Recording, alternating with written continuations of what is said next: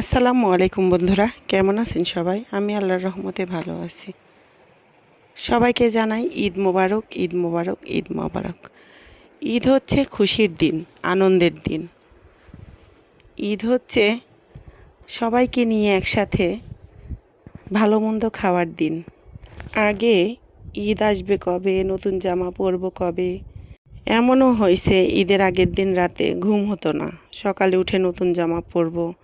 কি একটা অনুভূতি, কি মজার অনুভূতি!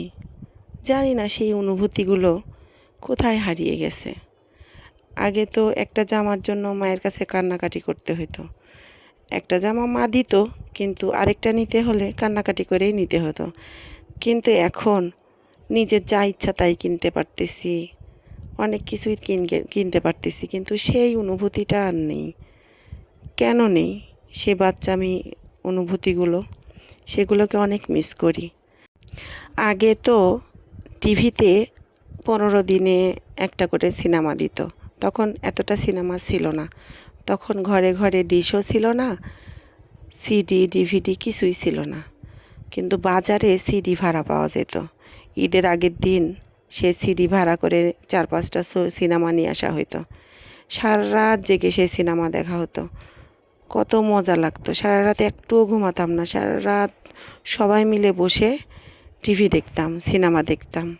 সেই সিনেমাগুলো এখন দেখলে অনেক হাসি পায় যে কেমন নাচ গান, অদ্ভুত লাগে। কিন্তু সেই সিনেমাগুলোও একসময় আমাদের কাছে অনেক মজা লাগতো, খুব ভালো লাগতো। সেগুলো দেখার জন্যই পাগল ছিলাম। মানুষ যত বড় হয় তত অনুভূতিটা কমতে থাকে। অদ্ভুত না? অনুভূতি তো বাড়ার কথা, কিন্তু অনুভূতি মনে হয় কমে যায়, আনন্দের অনুভূতি।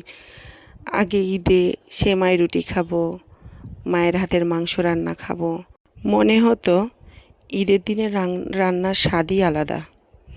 এখনও মায়ের হাতে খাই, আলহামদুলিল্লাহ। মা যতদিন আছে সেই সুখটা এখনও অনুভব করি।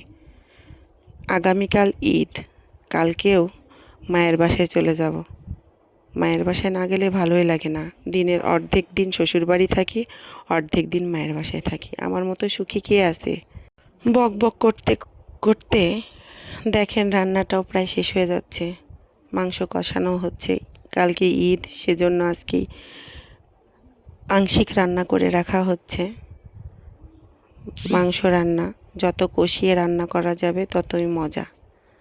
কে কে খেতে চান এই মাংস রান্না? চলে আসেন আমার বাসায়। সবাইকে ঈদের দাওয়াত রইল। আমার মতন কে কে আছেন যে স্বামী, সন্তান, মা সবাইকে একসাথে নিয়ে ঈদ করতে পারেন? কমেন্ট করে জানান। ভালো থাকবেন সবাই। আল্লাহ হাফেজ।